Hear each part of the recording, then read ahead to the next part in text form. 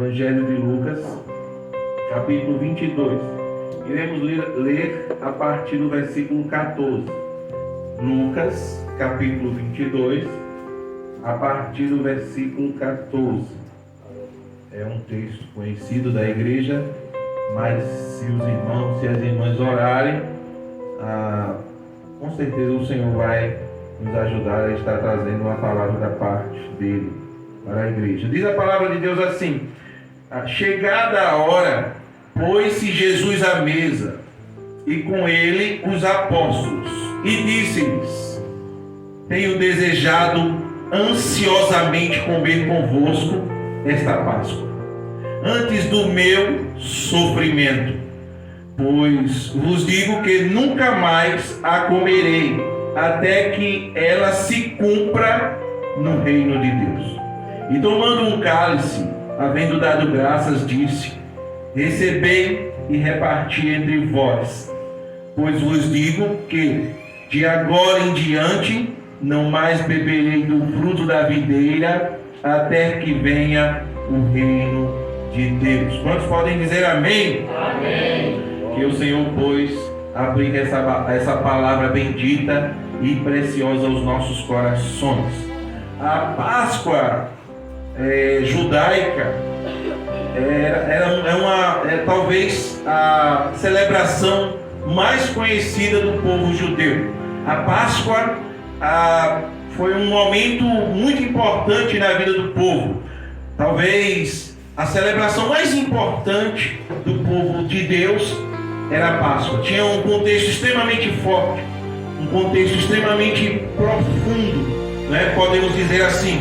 É interessante porque a Bíblia tem as suas analogias, as suas comparações, não é? E muitas coisas que aconteceu no Antigo Testamento era um reflexo de algo que iria acontecer no Novo Testamento.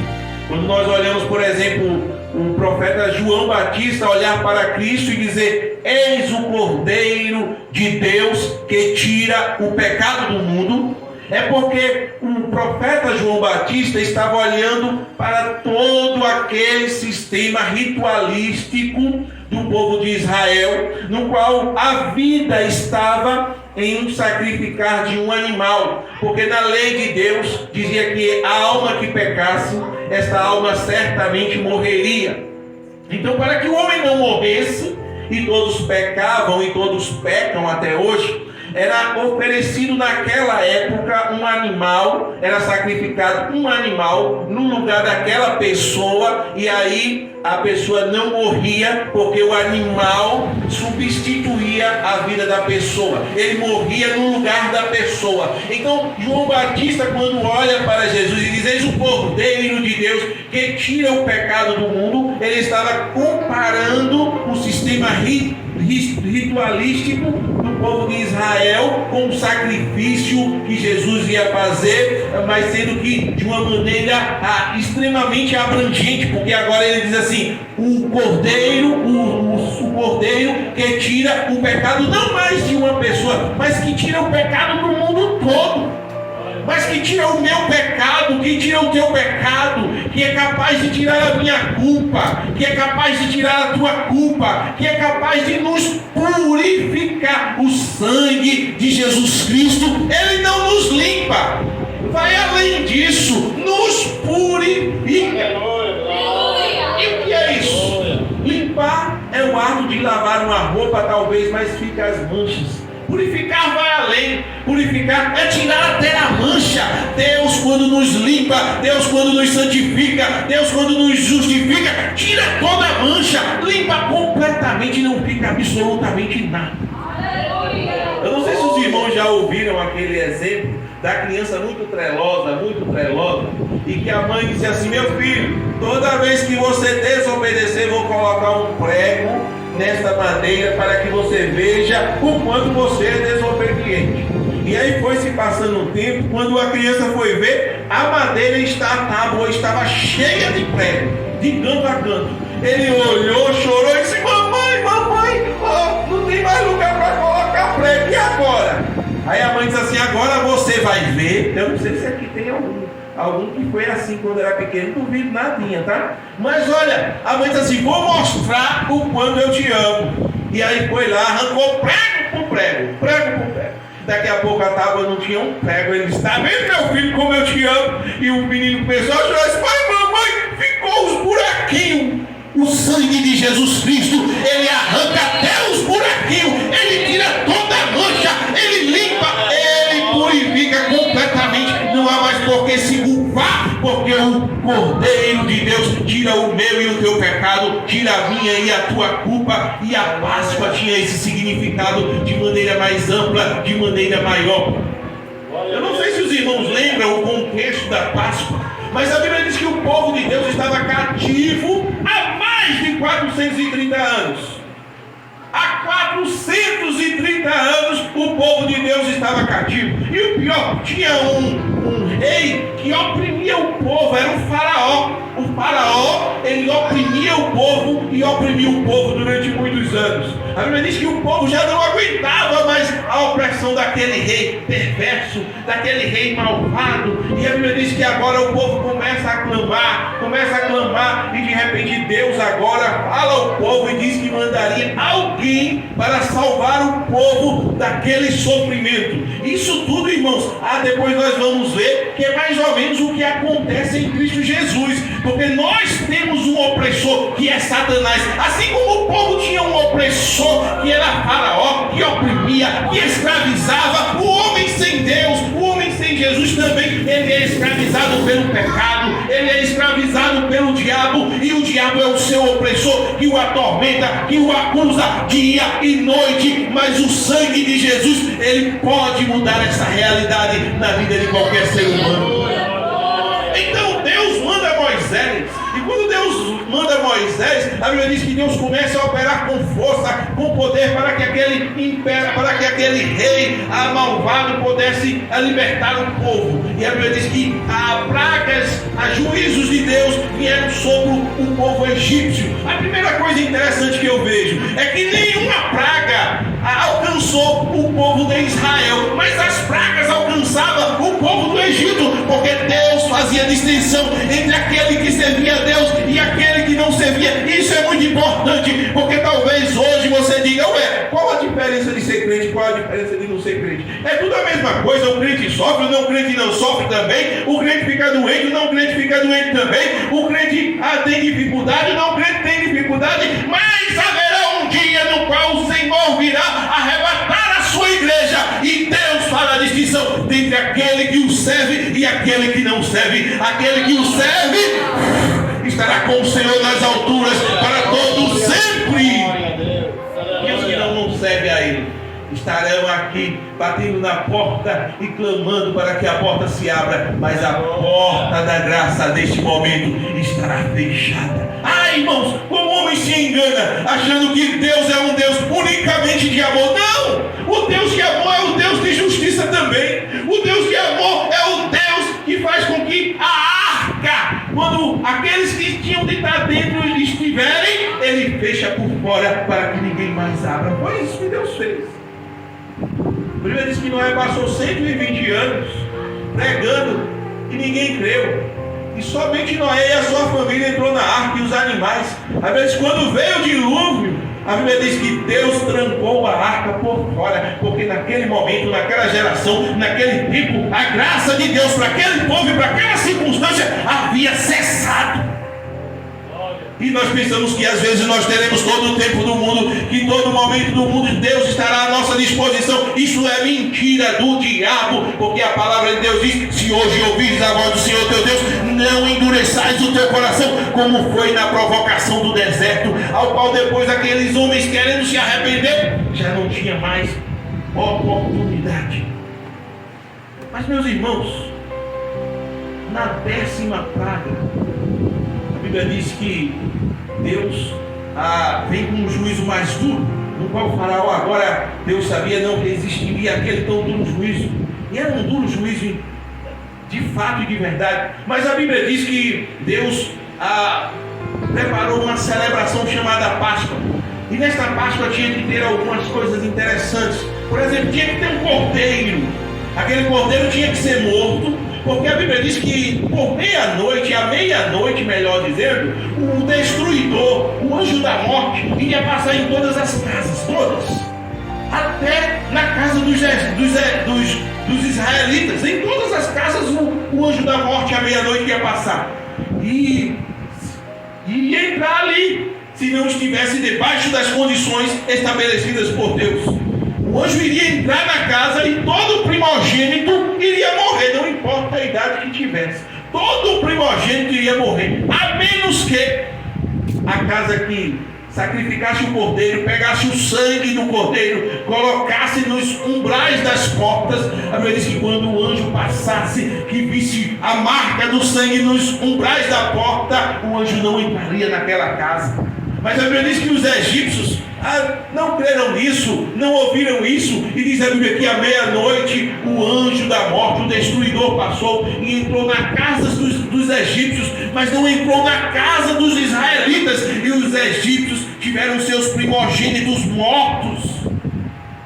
Mas os israelitas preservaram o seu primogênito. E talvez você diga, que juízo duro. Mas Deus havia dito a Faraó: se você não libertar Israel, o meu primogênito, eu vou matar o teu primogênito. Porque o Deus de amor é o Deus de justiça também. O Deus de amor é o Deus de conserto também. Porque o Deus de amor é o Deus de juízo sobre a humanidade. E a Bíblia diz que os israelitas ficaram completamente livres. Agora, sabe o que é interessante, irmão, dessa celebração?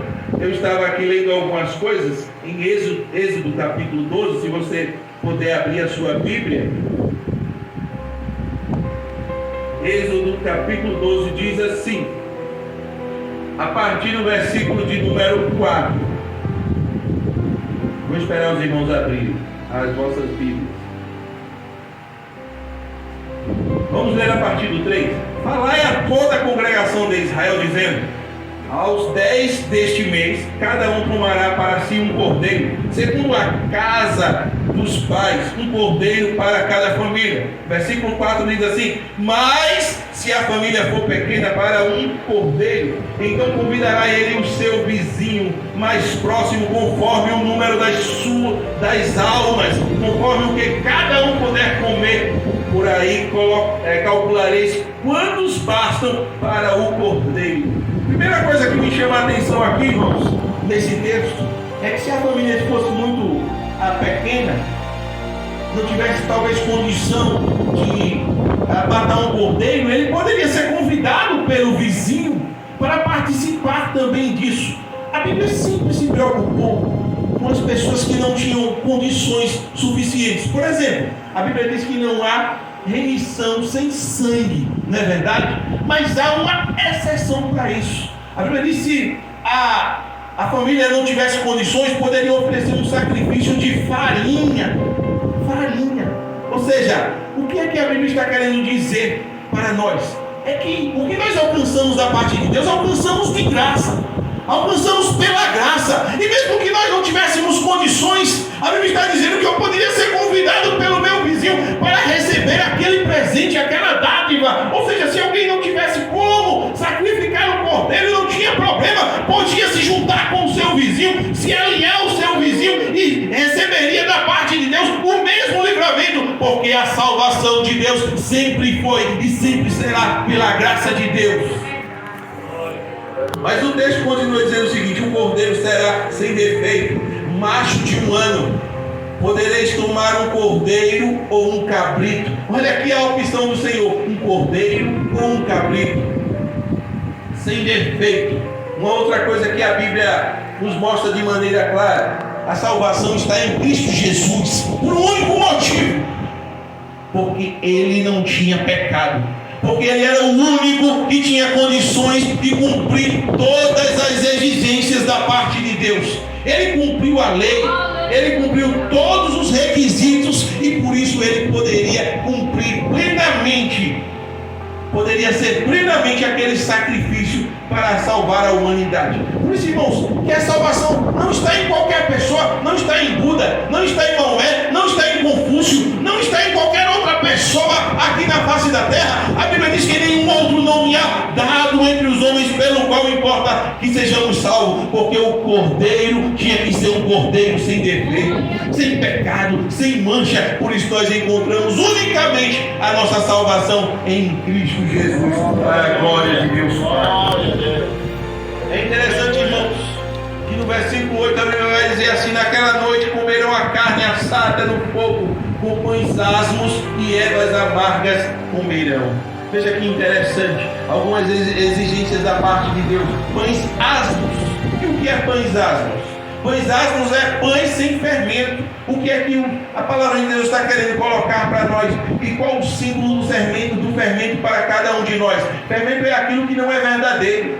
Fermento é aquilo que transmite aquilo que não é realidade. Você pega um pão, ele é até pequeno, mas quando você coloca fermento, ele cresce. O que Deus está dizendo é que a celebração da Páscoa era algo puro, era algo genuíno, era algo sem engano, era algo sem malícia, porque a salvação em Deus, ela só é encontrada através de um coração quebrantado, de um coração humilde, de um coração que se apresenta diante do Senhor e diz assim: Senhor, eu sou pecador e preciso da tua salvação. E certamente ele receberá esta tão abençoada confissão diante dele. Então, pães asmos, sem fermento, sem engano, cheio de verdade. O que Deus queria do seu povo era que o seu povo agisse com retidão, com verdade, com sinceridade diante dele. Assim ele aceitaria o seu povo, assim como ele é capaz de aceitar a mim e a você. A outra coisa que diz a Bíblia é que devia haver ervas amargas. E por que ervas amargas?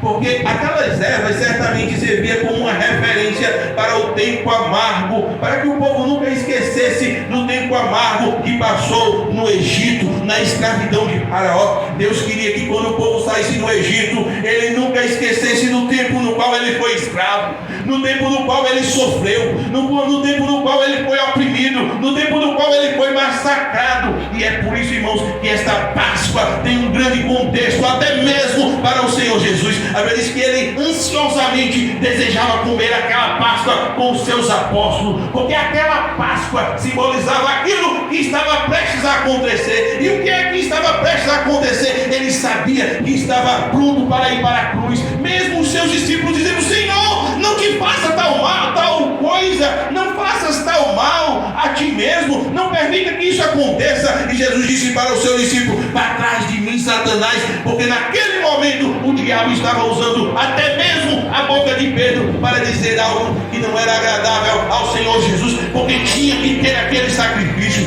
tinha que Jesus vir a este mundo e morrer por nós, para que nós hoje estivéssemos aqui adorando e celebrando o nome do Senhor. É por isso que naquele momento Jesus estava ansioso, Jesus estava fazendo aquela reflexão, fazendo aquela analogia àquilo que estava prestes a acontecer. Jesus iria daqui a pouco ir para o Calvário, sofreu o que sofreu. Havia ervas amargas pelo caminho, porque a Bíblia diz que cuspiram no seu rosto, porque a Bíblia diz que colocaram coroa de espinho na sua cabeça, porque a Bíblia diz que lhe bateram com uma cana na sua cabeça, porque uma lança o transpassou de um lado a outro. Isso eram as ervas amargas que Cristo sofreu para que eu e você pudesse hoje encontrar o nosso Cordeiro Pascual. Ah, como ele sofreu naquela cruz. Ah, como ele padeceu naquele lugar. A Bíblia diz que a sua alma, ele diz para os seus discípulos assim: a minha alma está angustiada até a morte. E começou a escorrer do seu rosto grandes gotas de suor e sangue. Era as ervas amargas que Cristo estava comendo por causa de mim e por causa de você. Era a aflição que ele tinha que passar naquela cruz por causa de mim e por causa de você. Era a angústia que ele tinha que passar naquele Calvário por causa de nós. É por isso que nós podemos dizer: Cristo é o nosso Cordeiro Pascual. É aquele que morreu na cruz do Calvário para me salvar. É aquele que morreu na cruz do Calvário para te salvar. Se não fosse a morte de Cristo na cruz do Calvário, nenhum de nós encontraríamos a salvação. Nenhum de nós encontraríamos o perdão para os nossos pecados.